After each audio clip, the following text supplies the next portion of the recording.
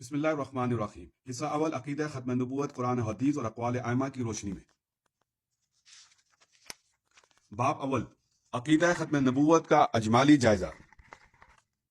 اللہ تمام کائنات کا خالق اور مالک اور پروردگار ہے۔ اس کا نظام ربوبیت کائنات کے ہر وجود کو انتہائی سادہ اور پست ترین حالات سے اٹھا کر درجہ بدرجہ منتہائی کمال تک پہنچا رہا ہے۔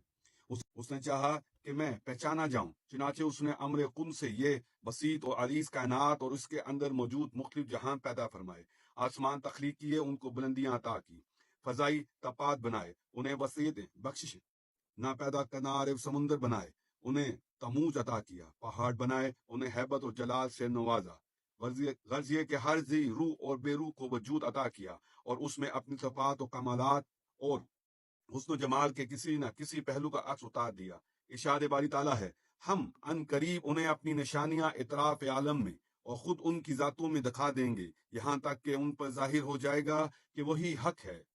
اللہ نے کائنات پست و بالا میں ہر سو اپنے حسن و جمال کے جلوے بکھیر دیے اور اس بزم ہستی کو اپنے حسن لازوال کا مظہر بنا دیا۔ کائنات کا ہر گوشے میں اس کی صفات متوقع کی جلوہ نمایاں اور اس کے جمال و جہاں آرا کی رانیاں دامن کش قلب و نظر ہوئیں۔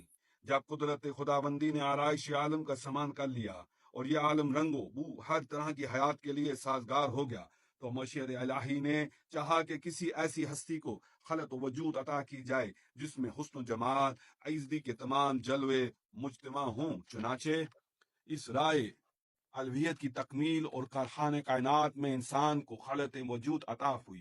رب الکائنات نے ارشاد فرمایا، بے شک ہم نے انسان کو بہترین اعتدال اور توازن والی ساخت میں پیدا فرمایا ہے۔ اللہ نے انسان کو اس انداز سے تخلیق فرمایا کہ ساری کائنات کے جملہ مظاہر حسن اس کے پیکر میں سمٹ آئے۔ اس کے اندر ملائکہ کی حقیقت بھی رکھ دی گئی اور حیوانات کی حقیقت بھی، اس جمادات کی حقیقت بھی عطا کر دی گئی اور نباتات کی حقیقت بھی۔ انسان کو رب کائنات نے اپنے قہر و غضب کی مظہوریت بھی عطا کی اور آفت و محبت کی آئینہ داری بھی۔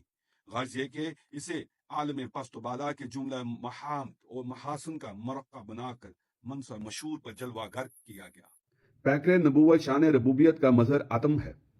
تقاضۂ ربوبیت کی تکمیل میں جب جملہ مظاہر حضرت انسان میں مجتمع ہو چکے تو معیشت عزدی نے چاہا کہ اب عالم انفاس و آفاق میں کسی ایسے پیکر کو خلق و وجود عطا کی جائے جو تمام اوصاف و کمالات انسانیت کا جامع اور حسن الوہیت کے تمام مظاہر کا عکاس ہو۔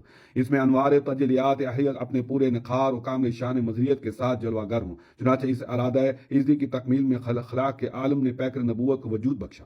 حسن الوہیت کے تمام جلوے جو پیکر انسانیت میں وجود ہے، ذات ربوبیت کے مظاہر و کمالات جو مختلف طبقات انسانی میں منتشر تھے، وہ وجود نبوت میں مجتمع کر دیے گئے اور اس طرح پیکر نبوت مظاہر حسن الوہیت کا امین بن کر معرض وجود میں آ گیا۔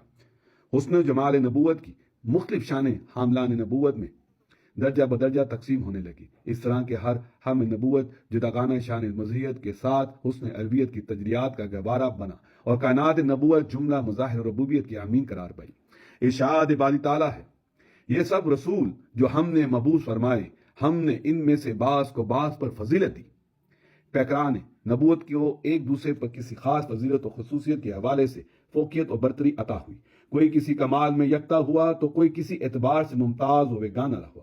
الغرض کائنات نبوت جملہ محاسن ربوبیت اور کمالات الوہیت کی جلوہ گاہ بن گئی۔ تمام پیکران نبوت رسالت منصب مشہود پر جلوہ گر ہو گئے تو رب العالمین کی مشیت نے چاہا کہ کوئی ایسا پیکر نبوت بھی عالم میں ظہور پذیر ہو جس میں کائنات نبوت کے تمام تر محاسن اور خوبیاں جمع ہوں، جو حسن الوہیت کا مظاہر عتم بھی ہو اور تمام کمالات اور خصائص نبوت کا خلاصہ اور مرقع بھی ہو۔ جو نہ حاملان نبوت کو جو گون فضیلتیں اور اوصاف و کمالات حاصل ہیں، اس محبوب ترین ہستی کے پیکر دلبا میں اپنے نقطہ کمال کو پہنچے ہوئے ہوں۔ چنانچہ جب معیشت عزدی کو یہ مظہر ہوا کہ حسن کائنات نبوت اپنے اتمام کو پہنچے تو ذات محمدی صلی اللہ علیہ وآلہ وسلم کو ظہور عطا فرما دیا۔ پیکر کمالات نبوت و وجد مصطفیٰ صلی اللہ علیہ وآلہ وسلم میں ڈھل کر سید آمنہ رضی اللہ عنہ کی گود میں تشریف لے آیا۔ مبدأ فیض رب الجلال کا حسن سرمدی پھیلایا تو کائنات بسیط کو وجود ملا اور سمٹا تو وجود مصطفیٰ صلی اللہ علیہ وآلہ وسلم ظہور قدسی کی صورت میں منصب شہود پر جلوہ گر ہوا۔ اور پیکر نبوت جس کا آغاز مخلوق انسان کے جد و عزم حضرت آدم علیہ السلام سے ہوا تھا، تکمیل کی ارتقائی منزلیں طے کرتا ہوا کمال حسن عزتی کی شان مزیت کا پرتن بن کر حقیقت مصطفی صلی اللہ علیہ وآلہ وسلم کے قلب میں ڈھل گیا۔ یا ہم قدرت اختصاص دیباچہ کائنات حضرت محمد مصطفیٰ صلی اللہ علیہ وآلہ وسلم کی تکمیل نبوت تک کے ارتقائی سفر کا جائزہ لیں گے۔